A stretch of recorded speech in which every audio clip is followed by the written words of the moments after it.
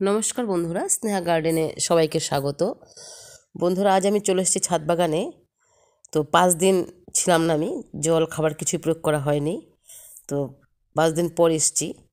তো 5 দিনে গাছগুলোর কী অবস্থা সেটা একটু দেখাই। পুরো বাগানটা ঘুরে কিছু ফাঙ্গাস আক্রমণ করেছে এবং জলের অভাবেও অনেক গাছের গ্রোথ কমে গেছে, কারণ জলটা প্রতিদিনই আমাদের দিতে হয়। তো আমি জলের পরিবর্তে বিভিন্ন লিকুইড খাবার প্রয়োগ করি, তার ফলে তো গাছগুলো তো সুন্দর গ্রোথ। তো আজ দেখাই সেটাই। বন্ধুরা, 5 দিন পর বাগানে আসছি। বুধবারে জল দিয়ে গিয়েছিলাম, তো আজকে আবার জল এবং কিছু কীটনাশক প্রয়োগ করব।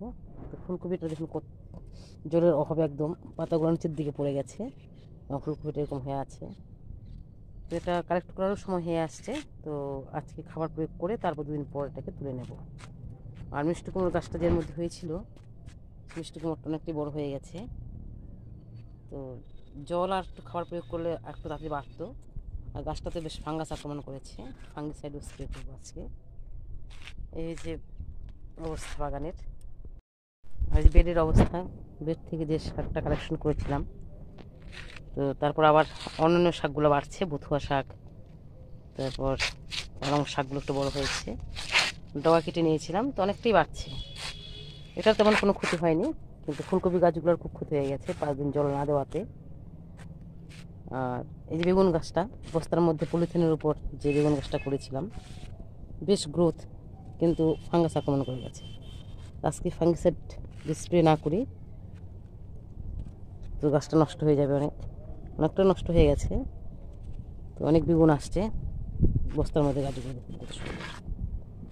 এদিকেও গাছগুলোতে পুরো ফাঙ্গাস আক্রমণ করে গেছে, পাতাগুলো কুকড়ে যাচ্ছে একদম। জাপ পোকা, যেটা আর কি, জাপ পোকা আক্রমণ করেছে। বেগুন আসছে প্রত্যেকটা গাছের মধ্যে। তারপর এই ফুলকপি গাছটা ভালো আছে এটা। আর এই ফুলকপি গাছগুলো একদম কেমন হয়ে গেছে এগুলো জল না দেওয়াতে। এই যেটা নিচের দিকে পড়ে আছে, ফুল আসছিল কিন্তু একদম খুব খারাপ অবস্থায় আছে। এটাও তাই, এটাও তাই। এই ফুলটা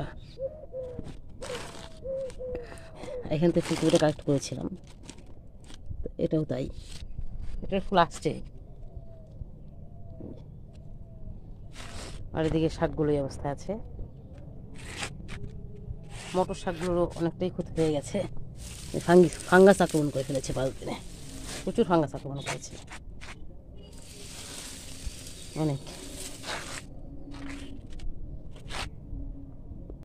তারপর এটার মধ্যে কোনো খাবার প্রয়োগ করা হয়নি, পালং শাকটা কালেকশন করে নেওয়ার পর, তাই কোনো বাড়ছে না। টমেটো গাছটারও টমেটো হচ্ছে অনেক, এটা তো পাতাগুলো কুকড়ে যাচ্ছে। তারপর এখানে একটা মটরশুঁটি গাছ, গাছটার ভালোই গ্রোথ ছিল, কিন্তু খাবার প্রয়োগ করতে হবে। তারপর এখানে বাঁধাকপি গাছটা একটা প্যাকেটের মধ্যে, এটা জলের অভাবে একদম শুকিয়ে যাচ্ছে। আর এই গাছগুলো ভালোই আছে, এটাও খাবার প্রয়োগ করা হয়নি, তাই বেশি বাড়েনি পালং শাকটা। এই গাছগুলো একটু ফাঙ্গাস, পাতাগুলো কুকড়ে যাচ্ছে মূলাটার, এটা গাজরটা। তারপর এটারও জলের অভাবে পাতাগুলো শুকিয়ে যাচ্ছে একদম। ধনেটাতেও জল প্রয়োগ করা হয়নি, প্লাস খাবার দেওয়া হয়নি, তাই একদম শুকিয়ে একদম নষ্ট হয়ে যাচ্ছে এগুলো। এগুলো সময় লাগবে, 2 দিন সময় লাগবে আমার জল দিয়ে খাবার প্রয়োগ করে এগুলো ঠিক করতে। এখানে এগুলো ফাঙ্গাস আক্রমণ করেছে খুব। এই টমেটো গাছটা তো টমেটো হচ্ছে অনেক, প্রচুর টমেটো হচ্ছে একটা প্যাকেটের মধ্যে করা। এই গাছটা ঠিকই আছে, এটা নষ্ট হয়নি এখনো। আর এই ধনে গাছটা, এই পেঁয়াজ কলি, তুলসী তুলসী গাছটাই।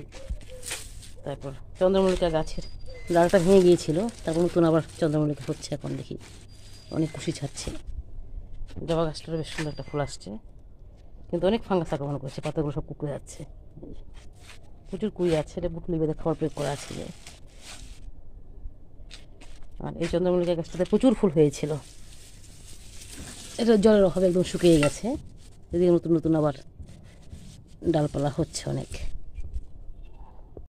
কার্টুনের মধ্যে যে গাছগুলো মটর দানাটা ফেলেছিলাম ওটা ভালোই আছে।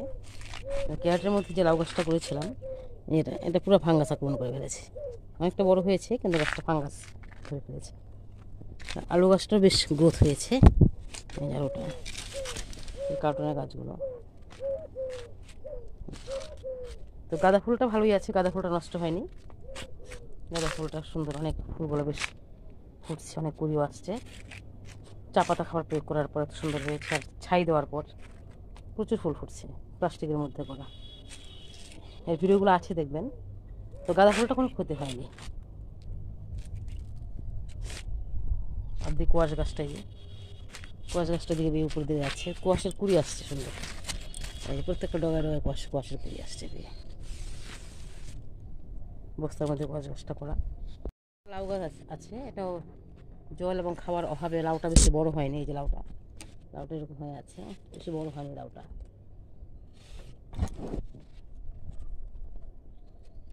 এখন সব জল দিব, খাবার প্রয়োগ করবো। বেডের আলু এবং পেঁয়াজ গাছগুলিও জলের অভাবে একদম নেতিয়ে পড়েছে।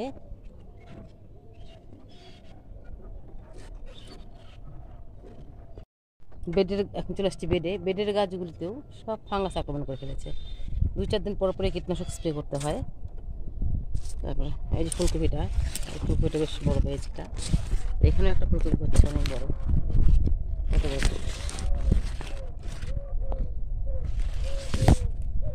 এই যে গাছগুলো, বেগুন গাছগুলো প্রায়, এই যে বেগুন গাছটা মারাই গেছে জলের অভাবে। এই গাছটা একদম মারাই গেছে বেগুন গাছটা।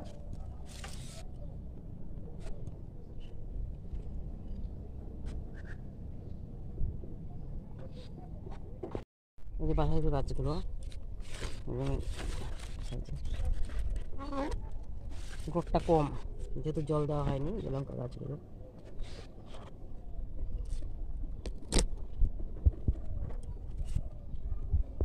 তো বন্ধুরা, এই হয়েছে ফুলকপি গাছগুলোর আগের অবস্থা।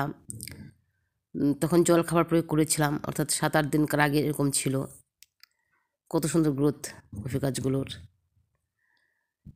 তো জল প্রতিদিনই দিতে হয়। একটা ফুলকপি গাছ, আর জল যখনই কম দেওয়া হয় তখনই গাছের মধ্যে ফাঙ্গাস আক্রমণ করে, অর্থাৎ জলের গাছের যে কোষ গহ্বর সেখানে অতিরিক্ত জল সঞ্চিত থাকে।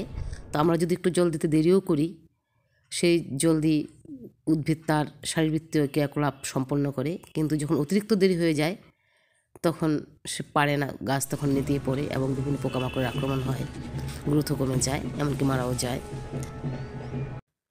তো আজ এখানেই রাখছি, দেখা হবে পরবর্তী ভিডিওতে। এবং খাবার প্রয়োগ করে, জল প্রয়োগ করে তারপর গাছগুলো কীরকম থাকে সেটা আবার দেখাবো।